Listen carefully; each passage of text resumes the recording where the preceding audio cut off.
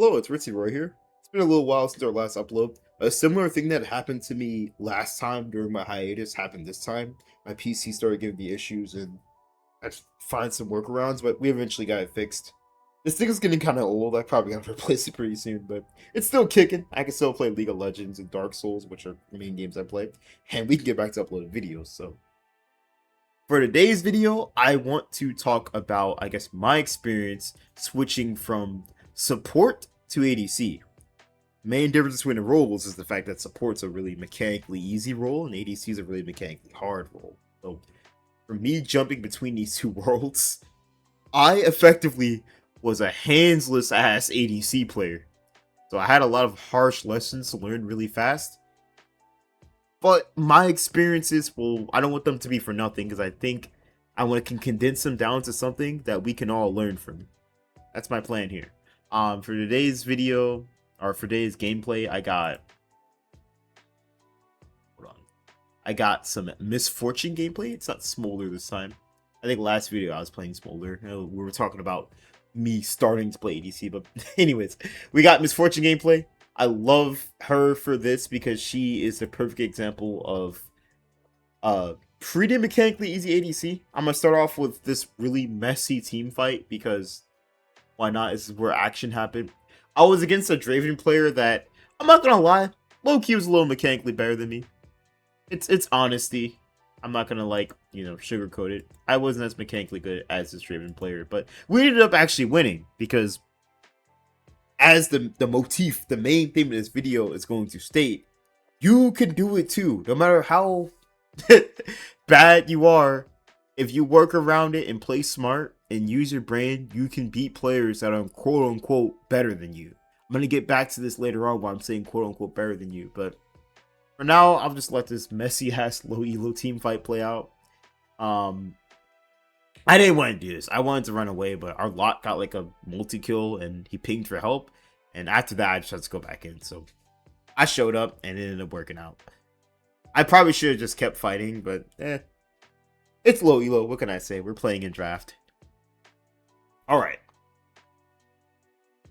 Let me go to our PowerPoints. So when you are handless in League of Legends, you're going to run into one big obstacle. How the hell do you have fun when everyone else you're fighting is mechanically better than you? I forgot to define it early on, but if you play League, you probably know that being handless means that you suck mechanically at the game. What can I say for mechanics? Like you can't move as fast as everyone else. Your hands don't work. You're not pushing buttons as fast as everyone else. And the obstacles is having fun when everyone's better than you. How the hell do you get past these obstacles? I broke it into two ways.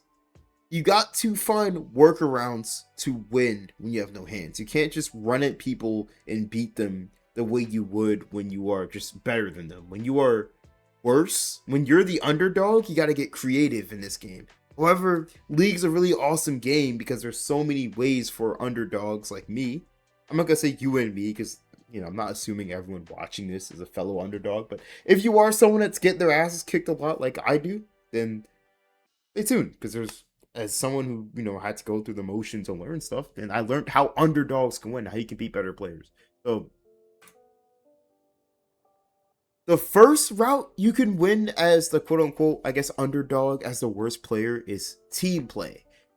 Right now, I think early on we had some Final Fantasy music playing, but it swapped over to the Mario Galaxy? I don't know. It's something from the Mario series. Anyways, so if you are the underdog and you yourself might not have the facilities to carry the game, League is a unique game where not everyone will be the main character of a match. There are games where there's usually going to be the spotlight on a specific player. This game, not throughout all of it. Oh, yeah, that guy is not mechanically the greatest. That was a really ugly play from that Azir.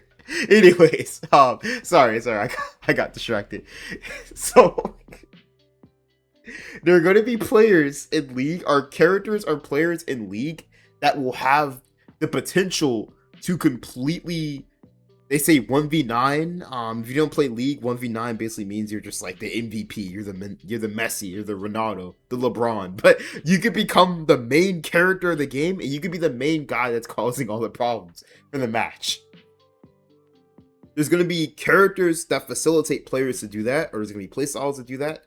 If you yourself don't have the character or the mechanics to do that, that's completely fine. You have the option to be a team player where you find that win con. That's the community terminology for them. They're called win cons. Basically, that's the TLDR. But you can find those strong players and work around them, and you can facilitate them to carry. Because by the nature of League, the people who are win cons usually cannot easily carry the game by themselves. They're gonna need a little bit of help. They're gonna need somebody to enable them. This game, I'm not the perfect win con, but as a very fed misfortune, can I hold tab to show you? As a reasonably fed misfortune, I'm 15-4. I got a couple items. I'm the win con. I have a Shin, Teemo support. I think you saw from my last video. I think I get like absolutely destroyed by this Azir. We just got done flaming this guy too. That's funny. It Azir bodies me there, but anyways, I'm the win con in this game because I have a lot of items. I do a lot of damage, but I'm squishy. Since I'm squishy, I need the Shen and the the Shen, the Lee Sin. I need people on my team to protect me so I can do big damage and hurt people. Obviously, I myself as a win con have to play smart, but that's generally the idea of win cons. They're really powerful people that potentially can just completely carry the game, but they might need a little bit of help to do it. Me and Locke were actually the win cons this game, but I eventually outscaled Locke, and that's just kind of the nature of ADC scale really hard. I'm playing Misfortunes, he scales stupidly hard in late game, so at the end of the game, I eventually end up becoming stronger than him. What the hell was he doing? I have no idea. Anyways, let's get off this low elo gameplay and go back to the slides. Alright. So that's the first way. You can be a team player and find win cons to prop them up and make them strong. The second option is, which I love about League of Legends, is you can carry with no hands. This ain't like CSGO or Overwatch or something like that, where if you're fighting someone who just has way better aim than you, or someone that could just put their cursor in your head. Valorant's a better example. You're fighting like someone in Valorant that just keeps putting your cursor on your head and clicking your noggin. You're not going to be the main character of that game. League is, I'm not going to say better. League is interesting because there are characters or champions in the game that you can pick that allow you to fight players that probably have better mechanics than you. I'm using Misfortune in it because, well, we played Misfortune in the video, and I fought a Draven player who, if I had to be humble and be honest with you, yes, the guy playing Draven had better mechanics than me. I think I'm dead during this thing, but I'll just go back to the gameplay because I have nothing else to show there. The guy playing Draven, wow, that is a lot of mines set up by Teemo there. What the hell is he doing? The guy playing Draven was a lot better than me mechanically speaking. He could like do all the crazy stuff with his axes and blow me up, but I was on Misfortune, and Misfortune Q and R go burr. I played my cards right, and we hold tab. Draven was definitely, he had 10 kills. He won't completely irrelevant, but I had 20 kills pretty much. So I ended up getting a lot of value this game because, well, the game's not over yet, but I ended up getting quite a lot of value during the course of this match because I played slow in lane, and I eventually got my lead, and people played around me. And honestly, Misfortune and the character we're killing right now, Poppy. Actually, there's a couple of them. Misfortune, Poppy, and the Fury. They're all on the screen. The Fury's a little dog. If I show her, I'll point her out. The Fury, Misfortune, and Poppy are all characters that are not mechanically hard, but they have the potential to become those win cons that we were mentioning earlier. They're really helpful to play if you are someone who is worse than other players, but you still want to be the main character yourself. So look for characters like that. Another good example is, we get hit by the same damn combo? That is so annoying. I get hit by the same, that's called the Shuriman Shuffle, by the way. Actually, the guy he's playing right now is the complete opposite of what I'm talking about. I would not recommend you play Azir. Azir is a mechanically and mentally hard character to play, and if you're not, if you're trying to beat players that are better than you, do not play Azir. Not all characters in League are designed in a way where you can beat people that are better than you. So steer clear from Azir if you're trying to, like, you know, I guess fight players that are really strong. Let me go back to PowerPoints. This is pretty simple for this one. Earlier, I talked about, well, throughout the whole video, I keep mentioning players being better than you.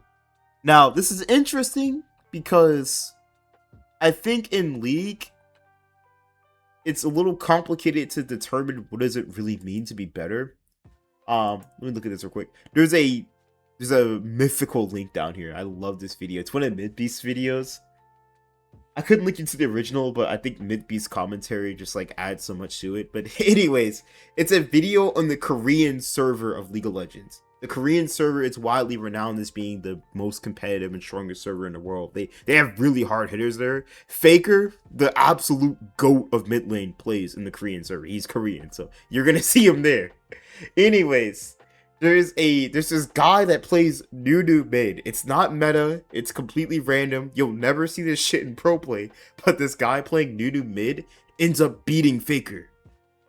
Now, if you click on the video and watch it, low-key, Faker's kind of mechanically gapping the Nunu mid player in the early game, but that doesn't matter. He eventually ends up pulling ahead because he ends up working with his team. And he's also on Nunu, who's, I'm not gonna sugarcoat it. He's not mechanically the hardest champion in the game, but he's on Nunu, and he's versus Faker's Yone, which Yone is a lot mechanically harder than Nunu, but through the magic of League of Legends, I don't want to call him some nobody, because he isn't bad, don't get me wrong. He's challenger, and he's probably the best Nunu player to ever Nunu. I mean, I guess there's Kesha, but did Kesha beat Faker? I don't know if Kesha beat Faker. That's the only Nunu I've ever seen just like straight up 1v1 Faker and win. So I'm gonna give him the title GOAT of Nunu. He ends up beating Faker, who is just the best mid laner of all time. Maybe like tied with like Chovy or Caps or someone, but he ends up beating Faker. So you can do it too. That's the main point of this video. That's the point of the gameplay. Why did that shit teleport to me? I love low elo so much, but anyways, the main point of this video that I'm trying to get to you is that just because you feel like other players are better than you, you're worse than everyone, don't be discouraged. League's a really interesting game. Stuff can happen. There's workarounds to winning games when you're worse. Obviously, look around for the helpful resources to get better and stuff like that, but like in the meantime, it doesn't hurt to maybe play an easier champion until you can move to your dream champion like Yasuo or something like that. But maybe before you play Yasuo, consider playing Neferi or something like that. It's not a bad idea. That's currently what I'm doing. Like, I do not want to stop on Misfortune ADC. She's the super easy ADC, but for the meantime, yeah, I've been playing a lot of Misfortune and Smolder and Jinx because they're really easy. Next video, I'm gonna try and mix it up, and I think I'm gonna try and get some Draven gameplay. I keep getting not harassed. One of my friends keeps asking me to play Draven, and I always tell him no, but I think genuinely I'm gonna try and play Draven, which that's gonna be interesting because Draven's the complete opposite of what we're talking about here. We're talking about all mechanically easy champions. I think mentally kind of hard. Draven's opposite. He's mechanically really hard, but in my opinion, mentally he's not super easy. But maybe we might get proven wrong when I'm trying to get gameplay for him. Anyways, that's all I had to say. As a not mechanically great player, I made a separate account just to play ADC on, and I eventually ended up climbing to where my support account was. They're both in Platinum. I think my support account is like Plat 2, and my ADC account's like Plat 3. I don't remember off the top of my head. But anyways, doing this journey, I learned a lot of stuff about League, and I just wanted to share my experiences with you. If you enjoyed what you saw, please remember to like and subscribe. I'm definitely going to try to upload more consistently now my PC's working. And final messages, don't feel discouraged just because you're getting your ass kicked in League of Legends. Just look around all the different champions, try out different things, and don't quit. This is Ritzy Roy, signing out.